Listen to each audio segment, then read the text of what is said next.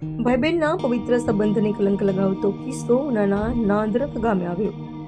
ગીર સોમનાથ જિલ્લામાં સંબંધોને શર્મસાર કરતી અને ચોંકાવનારી ઘટના સમાવી છે. ઉના તાલુકાના નેસડા ગામમાં જમીનની લાલચમાં પિતરાઈ ભાઈએ જ પોતાની બહેનની હત્યા કરી એટમાં ખપાવવાનો પ્રયાસ હોવાનો ગંભીર આક્ષેપ ઉઠ્યો છે. ત્યારે મૃતક મનસુબેનના મૃતદેહને તાત્કાલિક ઉના લાવી અને અગ્નિદાન આપી દેવાતા મામલો સામે આવ્યો હતો. ત્યારે મૃતકના પ્રેમી સતુભાઈ અતુભાઈ ખસે પોલીસ ફરિયાદ નોંધાવતા પોલીસે તપાસનો ધમધમાટ શરૂ કર્યો હતો. જેમાં મૃતક મનસુબેનના પિતરાઈભાઈ વિક્રમ વિરમભાઈ ગોવિલ અને વિનુભાઈ ગુરુભાઈ ગોવિલ ઉના સ્મશાન ખાતે તાત્કાલિક અગ્નિ સંસ્કાર કરી દેવાતા પોલીસને શંકા વધી હતી અને આ બંને ભાઈઓને પોલીસે ઝડપી કાયદેસરની કાર્યવાહી કરી હતી. માતા પિતા વિનાની નિરાધાર રહેતી મનસુબેનના લગ્નના સપના બે ભાઈઓએ રોળી નાખી બેનને મોતની ઘાટ ઉતારી છે. ભાઈ હંમેશા બેનની રક્ષા કરવાનું વચન આપતો હોય છે, પરંતુ આ કોળીના બે કપાતર ભાઈઓએ જમીનની લાલચ વિક્રમે બેનનું ગળું દબાવ્યું અને મનુએ બેનના પગ પકડી રાખી મનસુબેનને પતાવી દીધા હતા. ભાઈએ પોતાના ઘરે પતાવી દીધી. મનસુબેનને મૃત્યુ પછી ભાઈના ઘરની છેલ્લી ચૂંટણી પણ નસીબ નથી થઈ. સામાન્ય રીતે ભાઈ બહેનનો સંબંધ સૌથી પવિત્ર માનવામાં આવે છે, પરંતુ અહીં આ જ સંબંધ પર કલંક લાગી ગયો છે.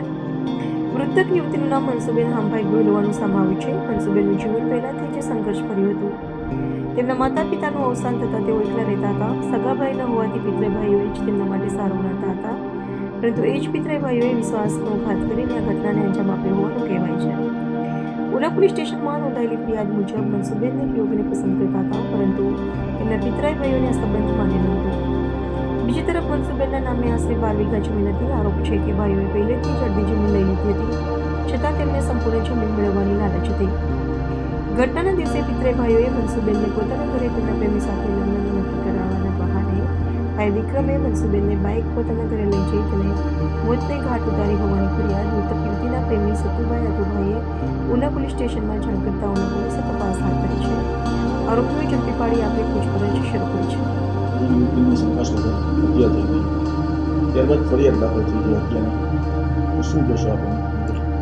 ઉનાના નેસડા ગામના ફરિયાદી છે સતુભાઈ આતુભાઈ ખસિયા. તેઓએ એક ફરિયાદ આપી છે કે તેમની ગામની યુવતી છે જેનું નામ છે મનસુબેન ગોહિલ. તેઓની સાથે છેલ્લા 6-7 વર્ષથી તેઓને પ્રેમ સંબંધ હતો અને તેઓની સાથે તેમના લગ્ન થવાના હતા.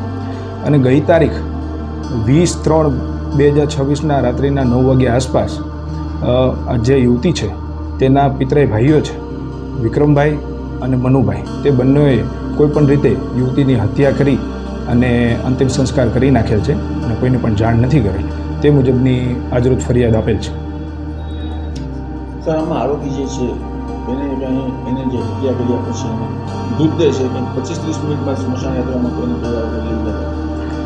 પ્રાથમિક વિગત એવી ધ્યાને આવી છે કે આ બંને આરોપીઓએ યુવતીની મૃત્યુ થઈ ગયું પછી તેઓની અંતિમ વિધિ રાત્રે 9:30 કે 9:30થી 10 વાગ્યાની આસપાસ એ લોકોએ અંતિમ યાત્રા કાઢી હતી અને રાત્રે લગભગ 2-2:30 વાગ્યા સુધીમાં એ તેમનો અંતિમ સંસ્કાર કરી નાખ્યા હતા.